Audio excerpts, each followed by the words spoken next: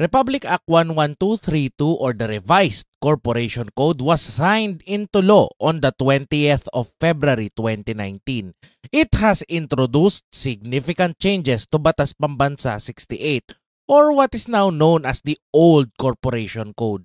Although the Revised Corporation Code is not going to be part of the 2019 bar exams, these updates will definitely be part of your classroom discussions in the weeks and months to come. For what it's worth, kapatid, we are becoming part of history right here. About 70 years ago, some intelligent people gathered together to rewrite our civil code. In our notes and our exams, we constantly refer to it as the New Civil Code or the NCC kahit na edad lolo na ang batas na yan. In the same vein, here we are, the first batch of law students who will study the Revised Corporation Code. Welcome to a moment in history.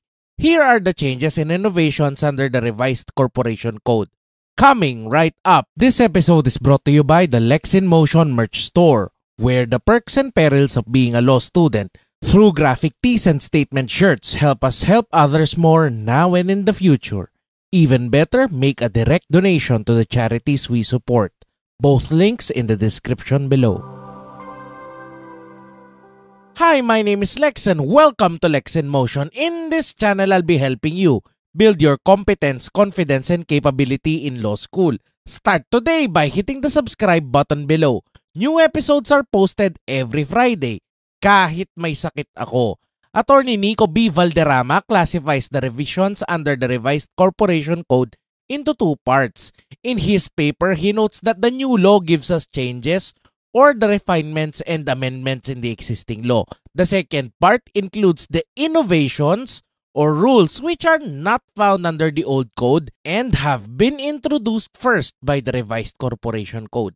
I'll leave a link to his paper in the description below. Masarap basahin yan, kapatid. What I'd really like to discuss right now are the more common problems we have under Corpo and how to answer them using the Revised Corporation Code. Feel free, kapatid, to take a screenshot of the facts dahil babalik-balikan natin yan mamaya. I'll also be sharing with you some common hypotheticals with a little twist.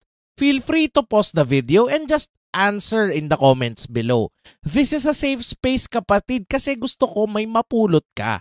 Okay lang na dito ka na magkamali kesa sa recit or exam pa. I'll also be showing you some suggested answers. Pansinin mo yung structure, kapatid. Kasi kailangan yan kapag ikaw na ang sasagot sa exam. Here are the facts. Corporation X is a domestic corporation engaged in the business of the manufacturing of shampoos, conditioners, body wash, soap, and other bathroom products. Its formulas are good but they are not able to turn in a good profit because their manufacturing capacity is low. They would like to expand. Question number 1.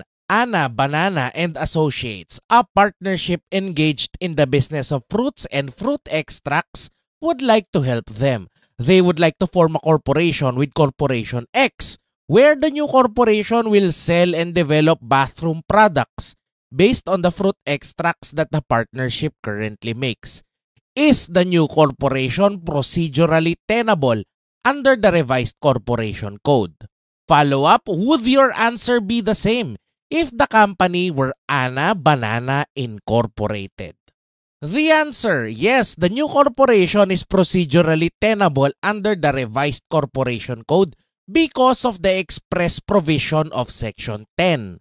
Section 10 provides that any person, partnership, association, or corporation, singly or jointly with others, but not more than 15 in number, may organize a corporation for any lawful purpose or purposes. In this problem, we find that Corporation X and Ana Banana and Associates are artificial persons expressly enumerated under the law. Their intended purpose is not unlawful. Even assuming that the latter is also another corporation, there is no procedural infirmity to their proposed corporation. For these reasons, the new corporation may be validly registered. Question number 2, given the same facts, A is the majority stockholder, and a director of the board for Corporation X. He refused the proposal of Ana Banana and Associates. He claims that the new corporation is too complicated to manage. Instead, he proposes that Corporation X enter into a joint venture agreement or a partnership with Ana Banana and Associates, the partnership. The rest of the board opposed A's proposal because Corporation X is not empowered by the Articles of Incorporation to enter into a JVA or partnership, as corporate legal counsel rule on the opposition of the board. The answer: no, the opposition of the board is not meritorious because of the express provision of Section 35H of the Revised Corporation Code. The law grants corporations the power to enter into a partnership or joint venture agreement with natural and juridical persons. In this problem, the contention of the board is misplaced. The power to enter into commercial agreements with both natural and juridical persons is now an express power of a corporation. The proposed JVA between Corporation X and Ana Banana and Associates is valid. Question number 3. The various proposals of the board of directors have all failed. What is clear is that they want to expand the manufacturing capability of Corporation X. They instead approach ABC Bank for a loan of 1 million pesos payable at 1 peso per day for the next 1 million days. A member of the board opposes the loan because the term of existence of the Corporation X is only up to January 2035. Is there merit in his opposition? The answer: no, the opposition is not meritorious because of the express provisions of Section 11 of the Revised Corporation Code. The new code provides that the corporations incorporated prior to the effectivity of the code shall have perpetual existence unless the corporation elects to retain the specific term of existence. In this problem, the corporate existence of Corporation X has been extended to forever by the sheer force and effect of the law, where there is no showing that the majority stockholders have elected to retain the original term. Then Corporation X is deemed to exist even after January 2035. For these reasons, the opposition is not meritorious.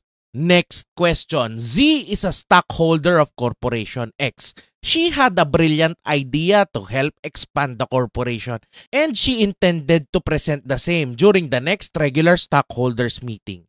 She received an email on the schedule and place of the meeting. She ignored it because the notice should have been coursed through the regular mail or by personal service, as it was the company's practice. The meeting took place in Davao City and not in the principal place of business of the corporation in the city of Tagum. Is the meeting procedurally tenable? The answer: yes, the regular stockholders meeting is procedurally tenable under the express provisions of sections 49 and 50 of the Revised Corporation Code. Section 49 provides that the written notice of regular meetings may be sent to all stockholders or members of record through electronic mail. Section 50 provides that any city or municipality in Metro Manila, Metro Cebu, Metro Davao, and other metropolitan areas shall be considered a city or municipality. In this problem, the regular stockholders meeting is valid because there is no showing that the bylaw specifically required personal service of the written notice. Further, the rule that a meeting in any place within Metro Manila is valid has been expanded by the Revised Corporation Code to cover Metro Davao. Where Davao City is part of Metro Davao, then the venue is still valid. Next question. Z was extremely unhappy with the way Corporation X handled her issues and now wants to register her own corporation. She consulted Attorney T as the authority on the Revised Corporation Code, who helped prepare the Articles of Incorporation for Corporation Z. This document provides that Z is the sole stockholder and that the name of the corporation is Corporation Z. The term of existence is perpetual and the minimum capitalization is 12 million pesos. The folder also contains a statement of the authorized capital stock and the treasurer's affidavit. The bylaws and Attorney T is named as the nominee. Z now comes to you to check Attorney T's work. Identify all the infirmities in the application. The answer: the articles of incorporation suffer from the following infirmities. Section 120 of the Revised Corporation Code requires that the letters OPC must appear below or at the end of the corporate name. Section 124 requires that the single stockholder shall designate a nominee and an alternate nominee. Both of these are missing from the application of Corporation Z.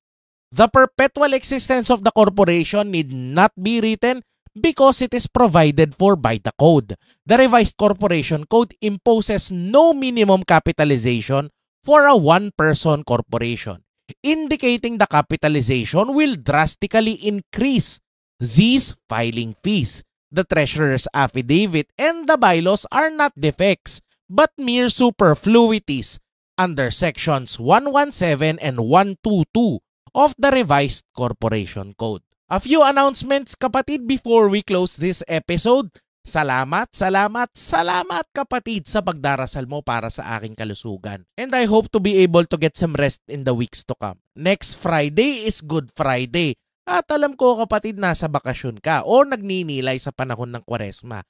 That being said, I'd like you to still be here next Friday at 6 p.m. Let me share with you a little about the Lex in Motion community. 7,000 na tayo kapatid, higit 7,000. This is an important milestone for the community and I'd like to celebrate it with you, with a few minutes from you. Thank you so much for watching. Like and share this video for good law school karma and I will see you next Friday.